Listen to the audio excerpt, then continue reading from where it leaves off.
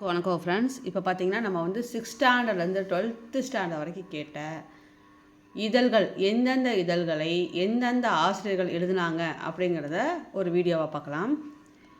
First one, தென்மொழி, தமிழ்ச்சிட்டு, தமிழ் நிலம் ஆகிய இதழ்களை நடத்தியவர் யாருன்னா பாவலர் ரேறு பெருஞ்சித்திரனார். இது 6th ஸ்டாண்டர்ட் புக்கில் இருக்குது.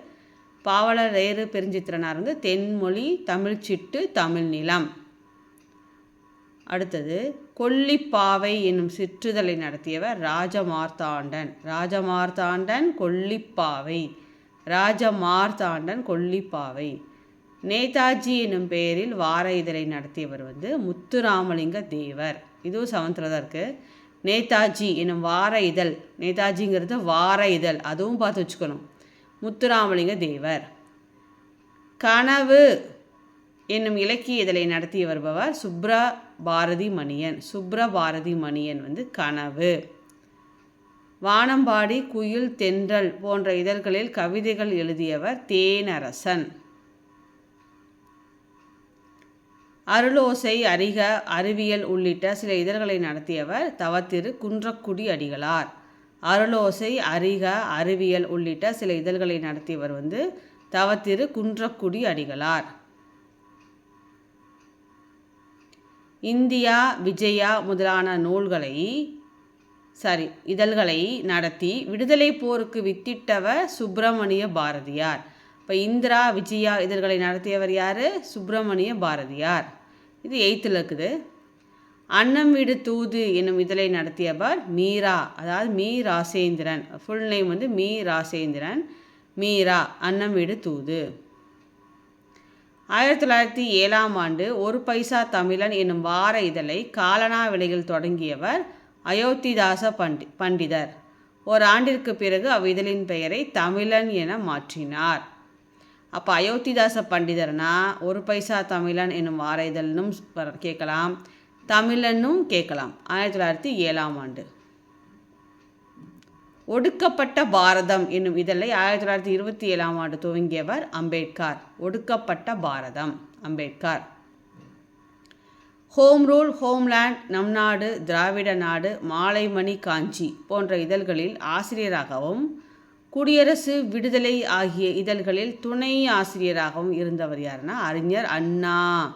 அறிஞர் அண்ணானா மோஸ்ட்லி ஹோம்னு வருது பாருங்கள். அப்போ நாடு நாடு, ஹோம் ரூல், ஹோம்லேண்ட், நம் நாடு, திராவிட நாடு, அப்புறம் மாலைமணி காஞ்சி ஆகிய இதழ்களில் ஆசிரியராகவும் குடியரசு, விடுதலை ஆகிய இதழ்களில் துணை ஆசிரியராகவும் இருந்தவர் யாருன்னா அறிஞர் அண்ணா.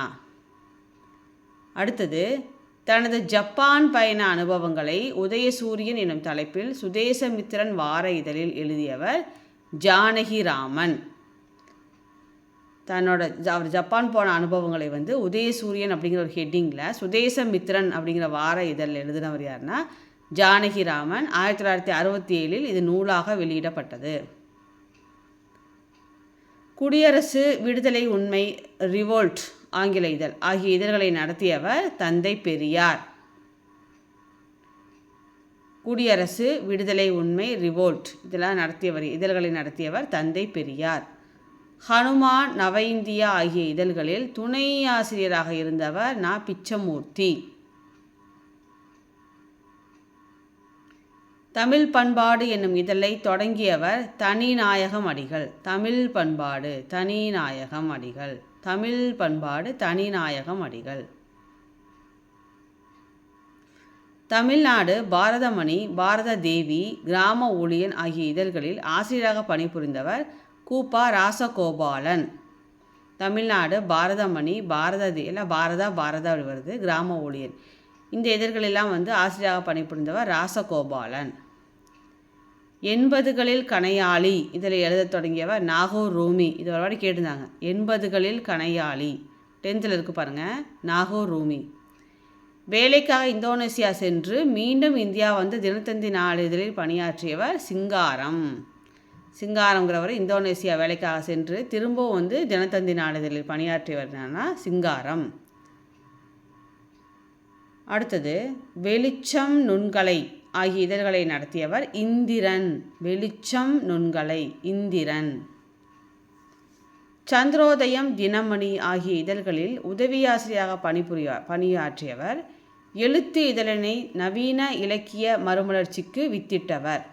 யாருன்னா செல்லப்பா. சந்திரோதயம், தினமணி ஆகிய இதழ்களில் உதவி ஆசிரியராக பணிபுரிந்து எழுத்து இதழ்ங்கிறத தொடங்கி நவீன தமிழ் இலக்கிய மறுமலர்ச்சிக்கு வித்திட்டவர்.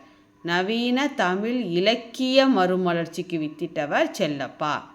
இந்த 20ஓடு நீ ஸ்டாப் பண்ணலாம். டெய்லி கொஞ்சம் கொஞ்சமாக படிக்கலாம். எல்லாத்தையும் ஒன்றா படித்தா கன்ஃபியூஸ் ஆயிரும். இந்த 20 வரைக்கும் ரீகால் பண்ணுங்கள். அடுத்த வீடியோ நான் நாளைக்கு அப்லோட் பண்ணுறேன்.